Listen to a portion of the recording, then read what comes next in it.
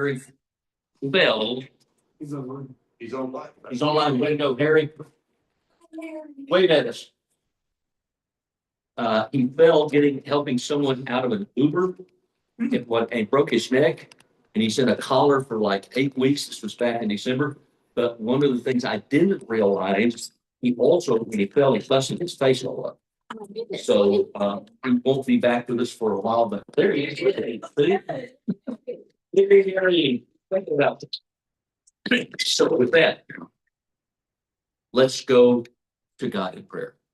Eternal God, we give you thanks for this beautiful warm weather. It's unbelievable to see the first week of January in the 80s.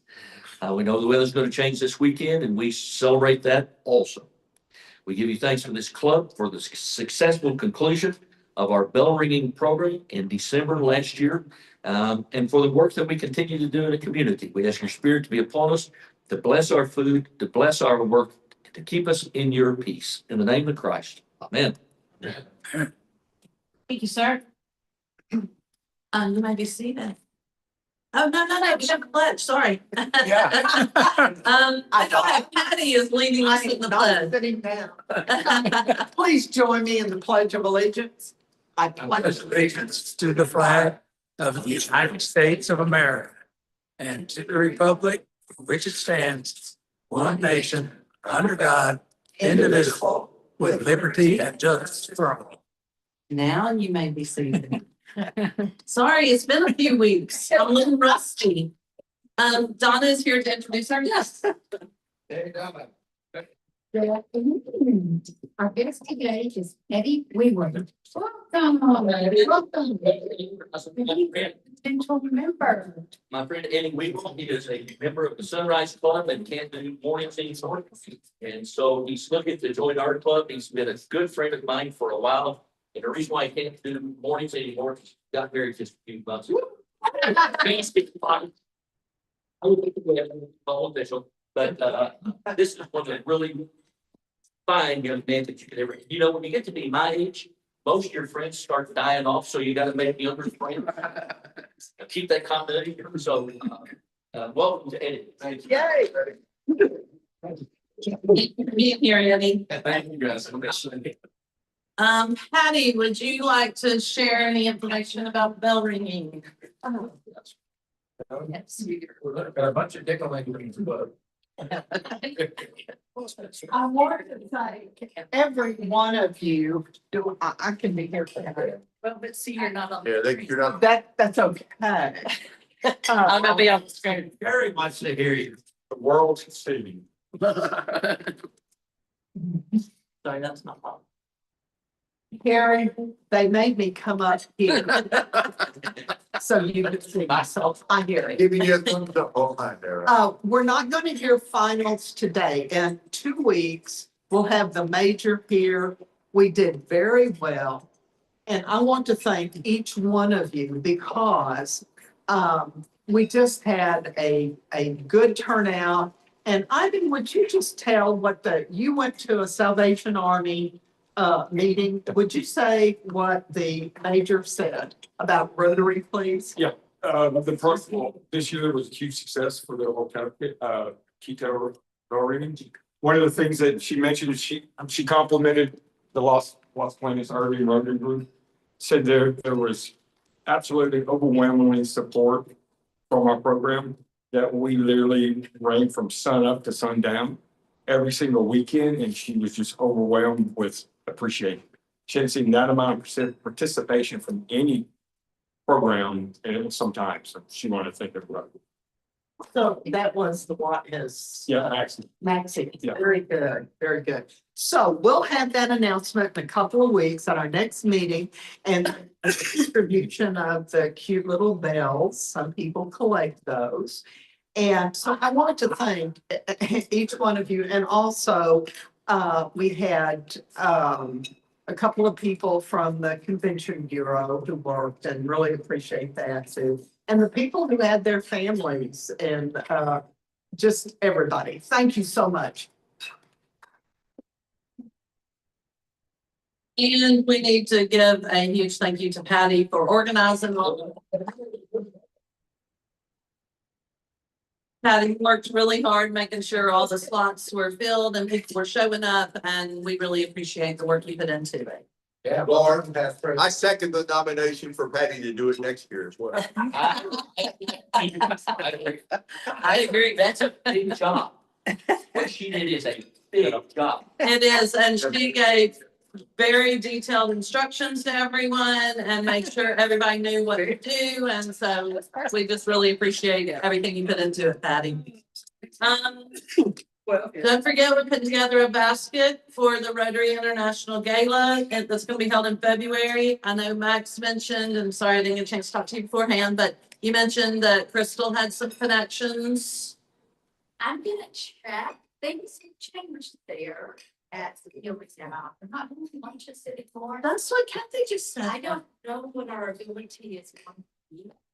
But I'm just still going to check on. I think even if we could get like $100 gift card for dinner, they could go there for dinner. But we're thinking, Villarreal gift certificate for dinner, some tickets to the symphony that I think, you said Donna and Bob and Max might be able to help us out with. Hotel stay, just a weekend in Irving is what we're gonna put together. So if anybody has anything that you think would fit into that basket or want to help in any way, When do please. you need it by? What's that? When do you need it by? I think we would need it, gosh, I would say by January 20th or so. The event is, the auction is February 12th. Yeah, and I think they need it by the 1st. So if we can know what we have to put it together, that'd be great. Okay, other thing, every 3 years, Rotary International has a meeting of the Council on Legislation. It's composed of representatives from each district, and each district is entitled to one representative who is elected by the clubs within the district. So the manual of procedure says they designate the president of the club as the authorized elector to vote on the people that they have selected for that council.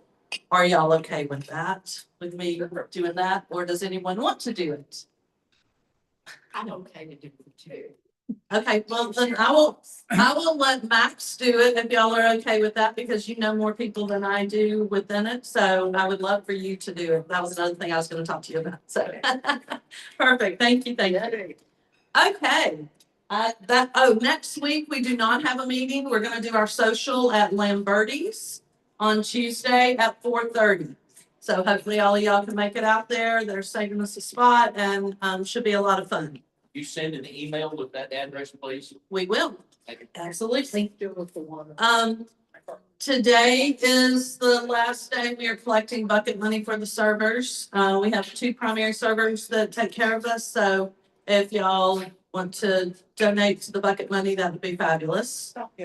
And without further ado, Terry, would you like to come up and introduce Ross? Well, I'm sorry I didn't bring your file. I didn't bring his file. Okay, well, Ross is here to talk to us about Global Polio Eradication Initiative. So, Ross. Oh, Max will introduce you. Yeah, Max. Okay. So Ross has changed Rotary clubs, right? Yeah, a few times. Exactly. I first met him when I was governor, because when I visited the Rotary Club, I was making this big circle. Thank you, John, for working out all the details so that I could hit as many clubs as possible. And there were only a few times where I was gonna have to stay overnight someplace. So the first one, I drive out to Denison, is that where you? Denison, yes. And I check into a hotel, and I mean, on paper it looked fine, but it was horrible, horrible, horrible. And so then I go to his meeting, and I talk about how horrible it is. And he and his wife were so gracious that they said, just come stay at our house tonight.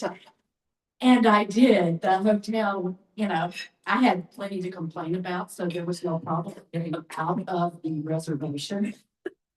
Picked up my bags, went to their place and had an absolutely fabulous time with them. That has nothing to do with Rotary except to say, be active in Rotary because you meet friends from all over the place. Ross has done a ton of stuff with polio, and I'm going to leave it to him to tell that story, but I did want to say how gracious you were and how much I appreciate it.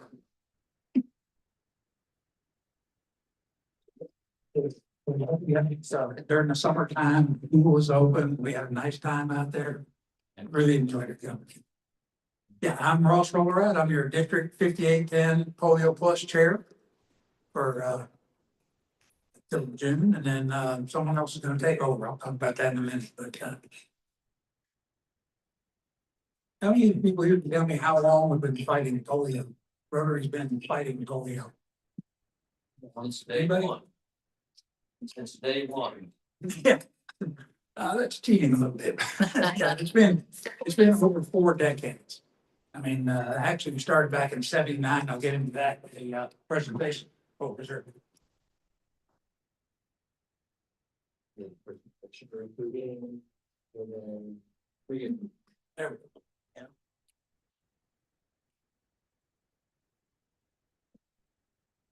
Yeah, it's been 40+ years. I know we're getting weary. You know, someone might be coming around every year asking you for money, asking you to put more money in this thing, and you start thinking, my God, but you just put throwing money in this thing every year. Are we getting anywhere? Are we doing anything?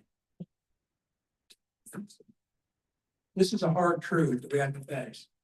If all that eradication efforts stopped today, within 10 years, polio would be paralyzing as many as 200,000 world children every year.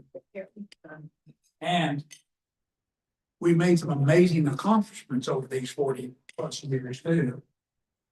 Only 2 endemic countries. Everybody knows that's Afghanistan and Pakistan. And compared to a world with no polio vaccines, if we hadn't started this, 21 million people are able to walk today. We've been paralyzed. It's been prevented. That's our successes over the last 40 years. Also, over 2 million childhood deaths have been prevented. So we're doing good out there. I mean, we're immunizing. Anyone know how many children we're immunizing every year? I say we're talking about Rotary, the CDC, UNICEF, World Health Organization, Gates Foundation, and a number of governmental organizations. And you. Anyone tell me how many we're immunizing? Anyone want to take a guess? Yeah, man. 100 No. million. 100 million? Up. It's actually 400 million kids are still, 400 million that we're still immunizing every year with the oral polio vaccine.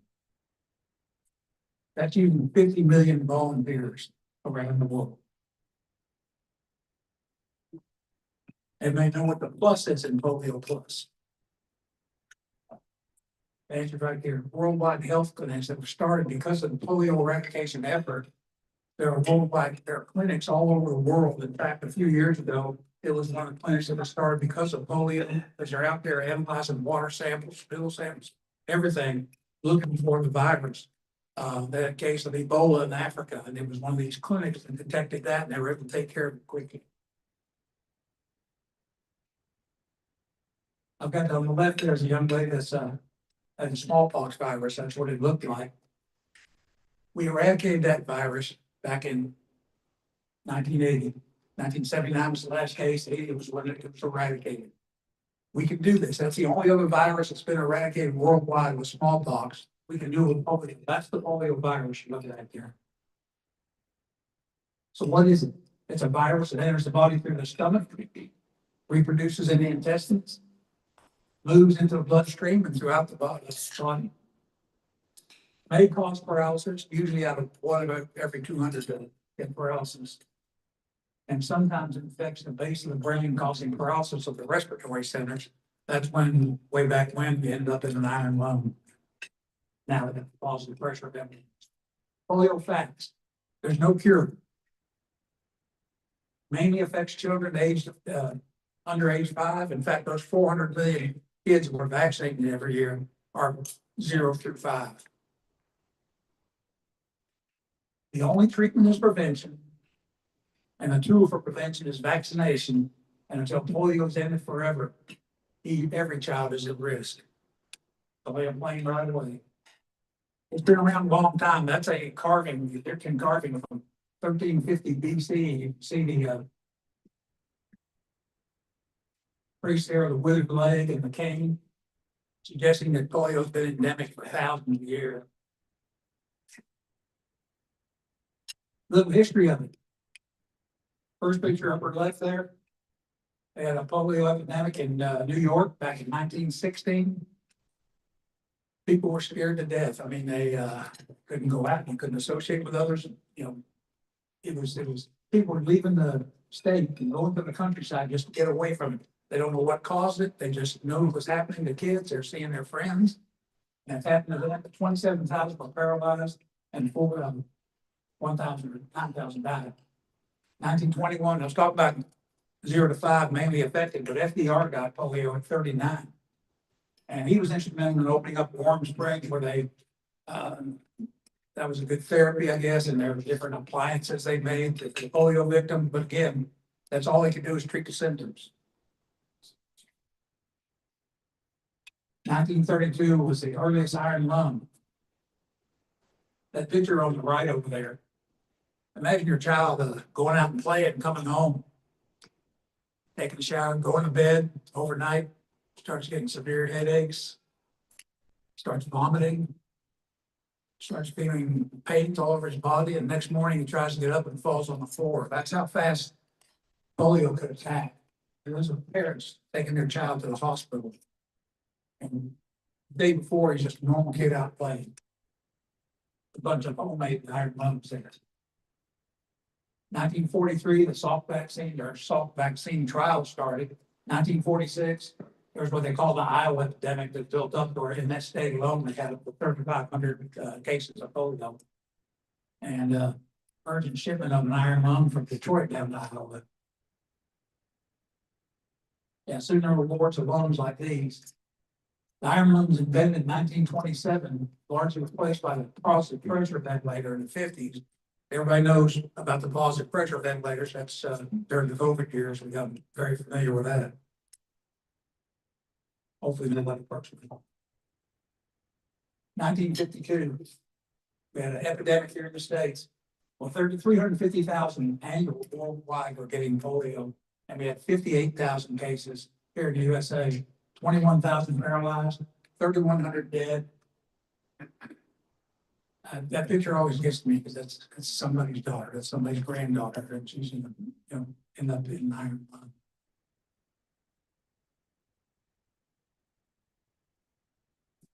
They started doing the shots. That's the IPV. That's what you got was the inactivated polio vaccine.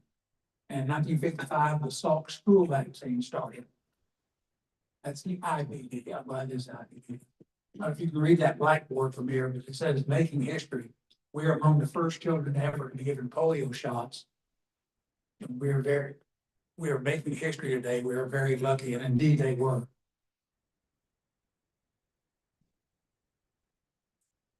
So the picture of Elvis showing the promotion to get the vaccines.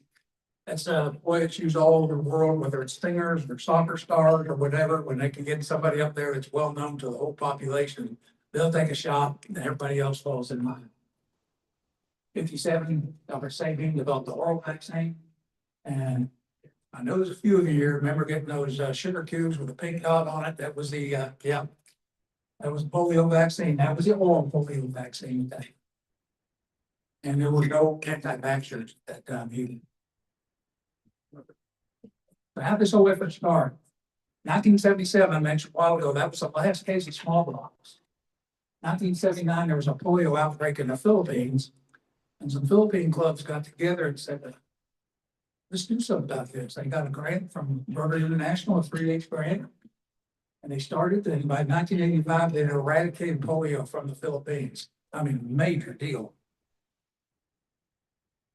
3 years later, the World Health Organization came along and said, "Oh, these Rotarians are doing something. They're making some accomplishments out there." But 3 years later, And they got on board and declared a worldwide initiative, the Global Polio Eradication Initiative, along with CDC, UNICEF, Gates Foundation, governmental organizations, and you. Massive immunization day started right after that, all over the world. Imagine accessing the children out there. Going out, driving that road, but anyway, we're using camels, military vehicles, the boats here, that little cooler. It is kind of ubiquitous when they're doing polio vaccines out there, the vaccine, the oral polio vaccine has to be kept chilled or cool. I went on 2 NIDs, National Immunization Days. The first was in 2004, and it was to India. We started up in Delhi and went about 700 or 800 miles down with buses and one flight. Ended up in Mumbai or Bombay. Teamed up with the Bombay Rotary Club, and that is me there 21 years ago. Few friends that Ross hadn't changed at all. Rest of them, what the hell happened? Anyway, that was a wonderful experience getting out there and getting with the kids and doing the polio. Next year, we were living in Hawaii at the time, so Hawaii clubs, some Washington State clubs, and some British Columbia clubs. 35 of us went on the NID and National Immunization Day to Ethiopia. I don't know if you've any of you traveled worldwide and visited other clubs around the world, but Ethiopia, the 5 clubs there, probably some of the best folks you could ever imagine. I mean, they took fantastic care of us. 35 Rotarians, we divided up, they divided us up. You know, we went 5 or 6 of us to a team. And again, starting in Addis Ababa. The team I was on was way down here in the south, almost in the Dan area. And that shows Ethiopia superimposed on a US map to get an idea of the size of it.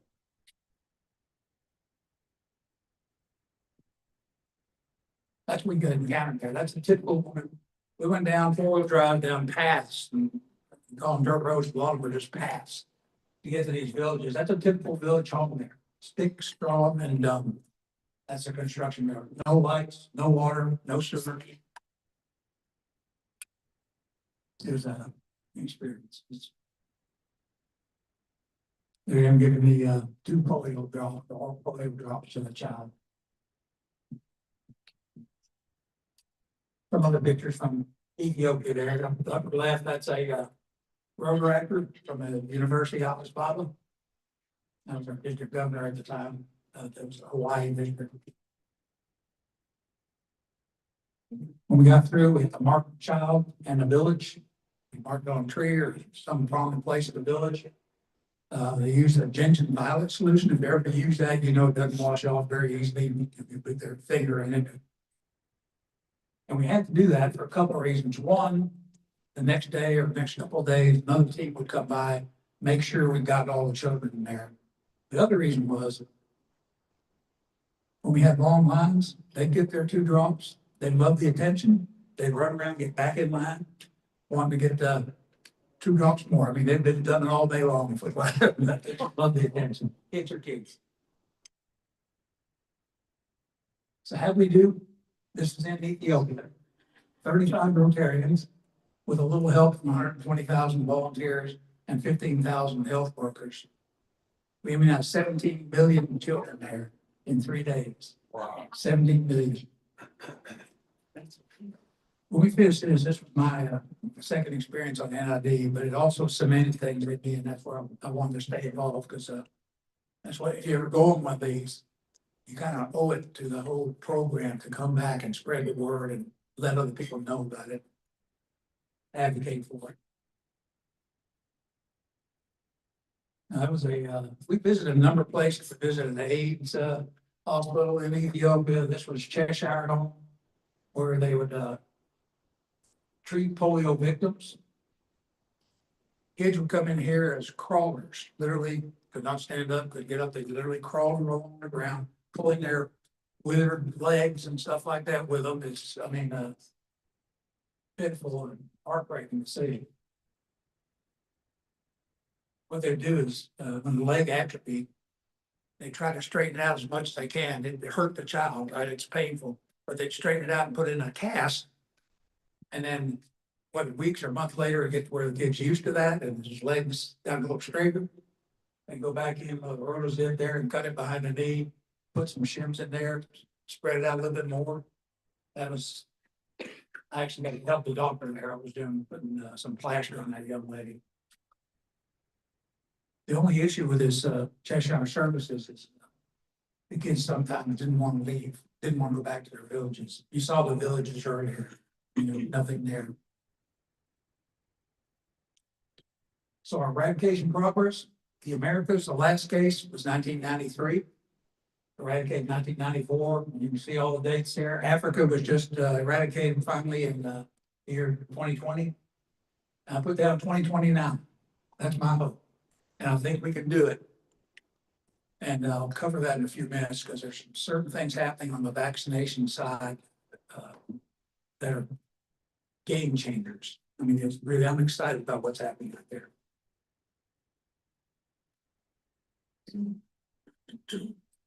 Oops. This is our global status right now. 26, as of this week, 0 in Pakistan, 0 in Afghanistan. But last year we had 39. Look at these numbers, 2019, we had 176, and 140. We were down to 5 in 2021. What happened in that time frame? COVID. That really hurt the eradication efforts. I mean, you couldn't get out there, people would let you in their home. It was a problem. But we're getting there now. We're down to 0. The last case was back in September in Pakistan, early November in Afghanistan, and we've reduced it by 99.9%. But that last 0.1%, this has been like that for a few years, that last 0.1% has been elusive. Okay, there's Afghanistan and Pakistan, still endemic there. Look at these other countries. The oral polio vaccine it's a live virus. It can go through the body and come out, get into the sewer system, get into other things, and kids can get in playing with it.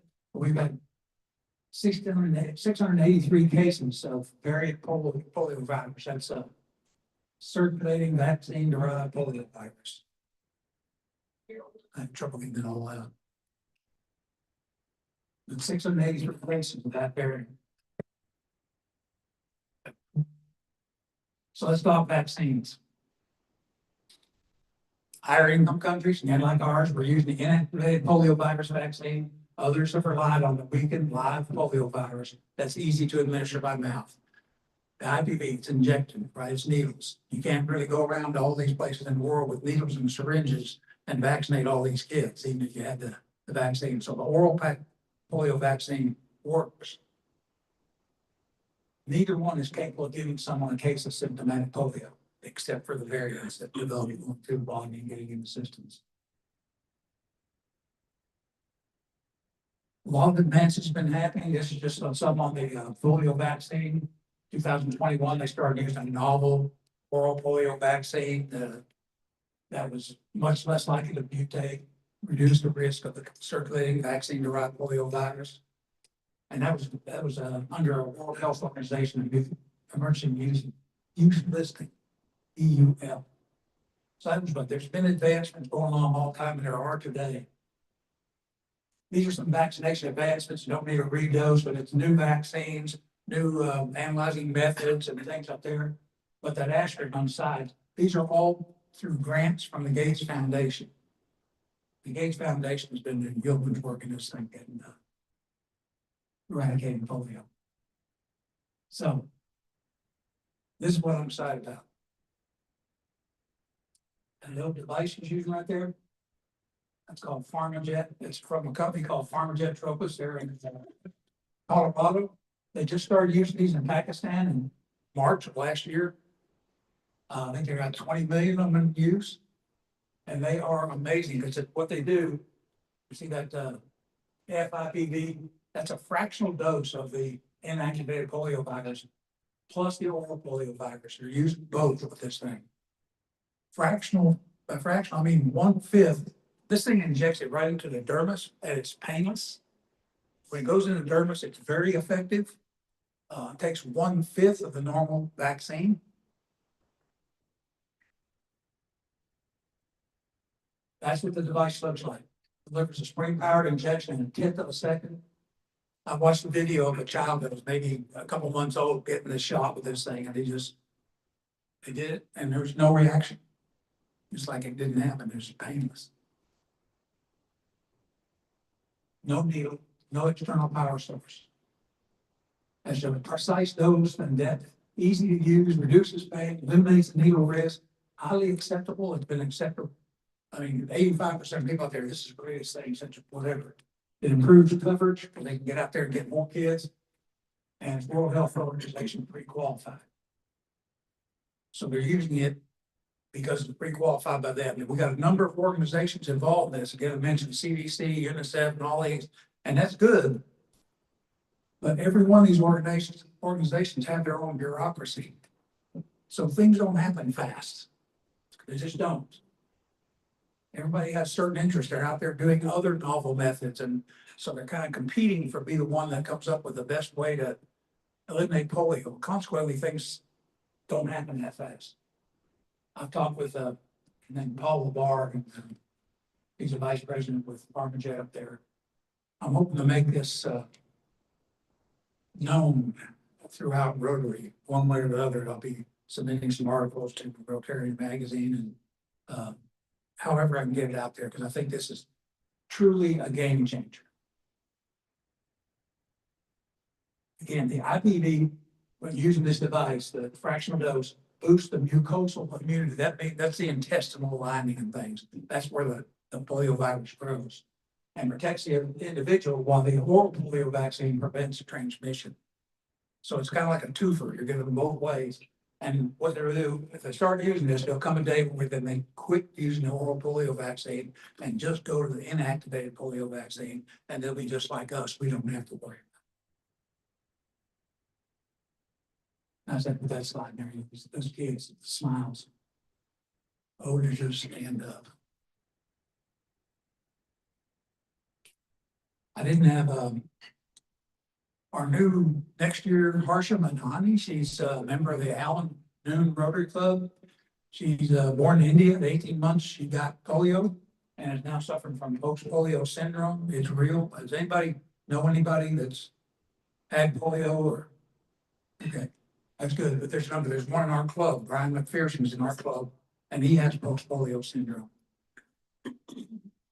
Usually happens 10 to 40 years after recovery. 30 to 40% of folks who have polio will develop it. I put her name. She's a special lady, and she will be your District 5810 Polio Plus Chair next Rotary year. She was with me at the last two meetings here. And neat lady. She's about 56 pounds, I think.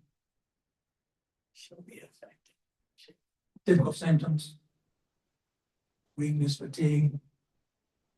You know, they had polio, and then they come up and they're starting to, it's 20, 30 years later, and they start having these symptoms.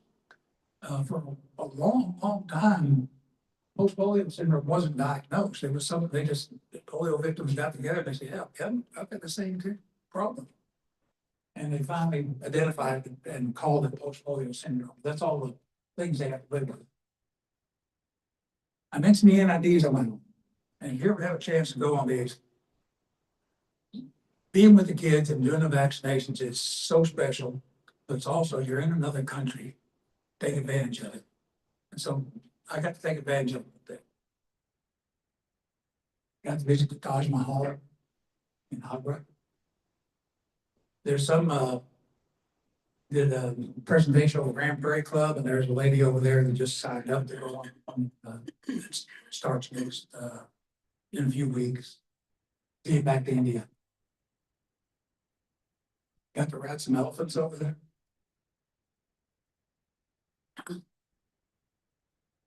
Next year, when I was in Ethiopia, a few of us got together and went next door to Nairobi and got involved in a camera safari.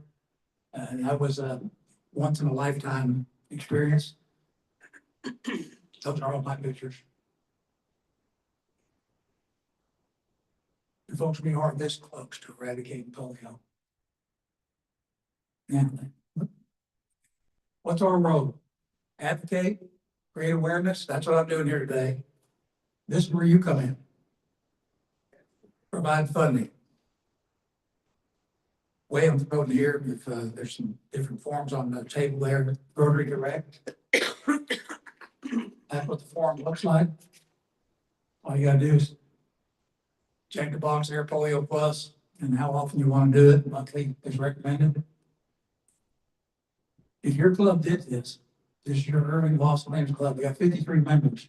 If every one of you could come up with 33 cents a day, 33 cents, that's nothing, right? It's 53 members, that'd be $10 a month with 33 cents a day, $530 a month, 12 months, $6,300. With the Gates Foundation matching, $19,080, that's the potential if y'all sign up for this. And I don't want you fighting over those forms. There's only a couple of each table, so please don't fight them because there's another way to do this. There's a QR code so everybody can scan it with their phone. Anyway, the easiest way is just call that number. That's Rotary International Office. They'll know what you're doing. What you'll need there is the email address your club has for you, home billing address, and the credit or debit card information comes out automatically. It's so easy to do. Sharon and I, when we joined Rotary 23 years ago, and after doing these, going on these NIDs, we got involved. We started putting $25 a month into this Rotary Direct. 2 years ago, we had no clue this was happening. All of a sudden, we got recognized as major donors by Rotary. It just snuck up on us, but major donors at $10,000 level. But it happened. We're very proud to now be major donors. And finally, cheers to all of you for your generous support in this effort. Any questions? Questions? Well, One final thing. You've all got those Polio Now stickers on. Wear those for the rest of the day. I mean, you learned some stuff here today. Somebody might come up to you and say, what's that all about? Well, you can get them. You've got the information down to educate them. We need to get the word out. I mean, to be true, there are Rotarians that go, what are we doing this, raising money for this for? It's not, it doesn't exist anymore. It's gone. Well, it's not gone. So thank you very much. and I'm swallowing coffee. We are honored to stand beside you in this fight, and hopefully several of us will help support individually, but as a club, we are making a donation to Polio Plus. Outstanding. And do have a big check back there that I would like everybody to join in a picture.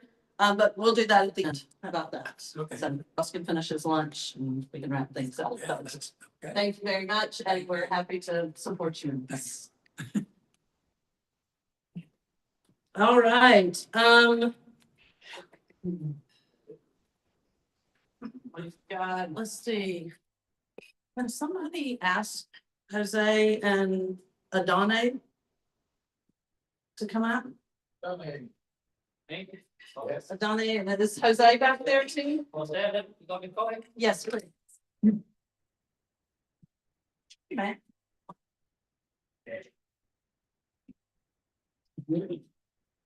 Once again, remember, no meeting next week. We will be at Lamberti's on Tuesday at 4:30. And then we'll take a picture with the big check as soon as we present this money to our servers. Sorry.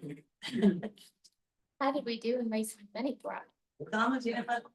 I'll tell you in a minute.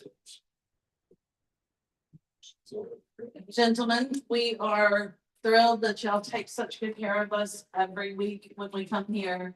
And we want to make sure that your new year starts out well. So the club has taken up a collection, and we just want to wish you a happy new year. Okay,